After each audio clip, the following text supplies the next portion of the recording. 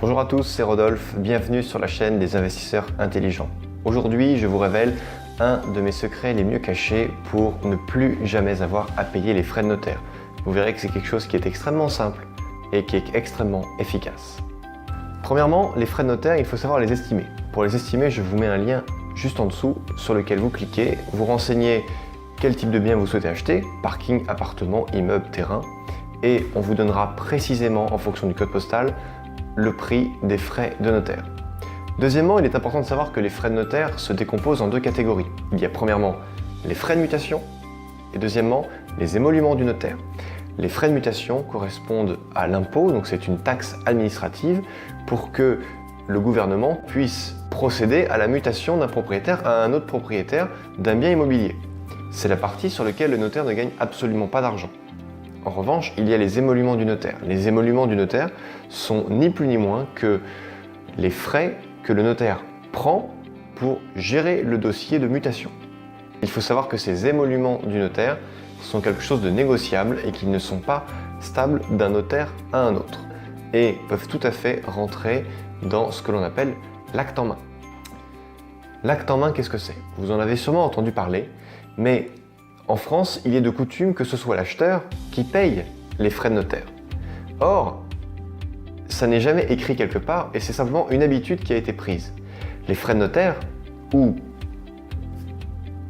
les frais de mutation doivent être payés, un point c'est tout.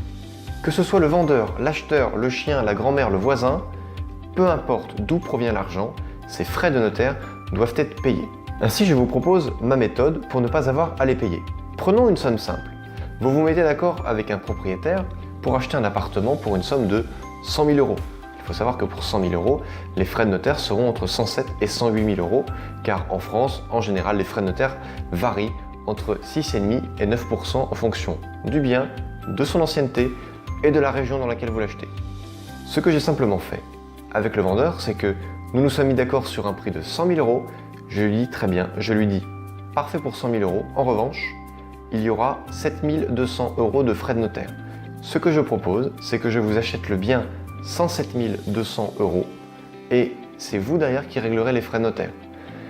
Ça s'appelle faire un acte en main. Le vendeur est forcément d'accord parce que pour lui, rien ne change.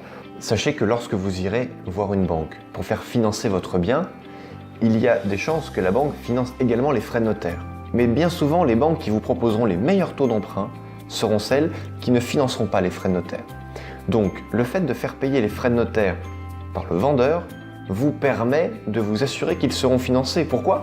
Parce que ça n'est plus vous qui les payez. Le banquier voit simplement que vous achetez un appartement pour une somme de 107 200 euros. Peu importe qui paye les frais de notaire, pour lui, il voit que c'est la somme à investir. Et si jamais il vous dit « mais vous savez, nous pouvons aussi financer les frais de notaire », dans ces cas-là et seulement dans ce cas, vous lui dites « pas la peine, monsieur le banquier, c'est un acte en main, c'est le vendeur qui paiera les frais de notaire ».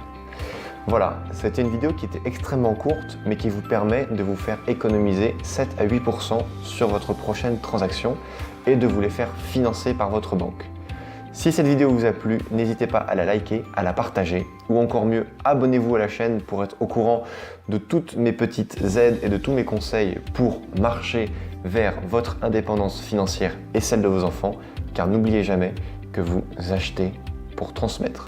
Ainsi, je ne transmets pas des immeubles, mais je transmets une liberté financière à ma descendance. Envoyez-moi toutes vos questions en commentaire, je les lis absolument tous. En attendant, je vous souhaite de bons investissements et je vous dis ciao!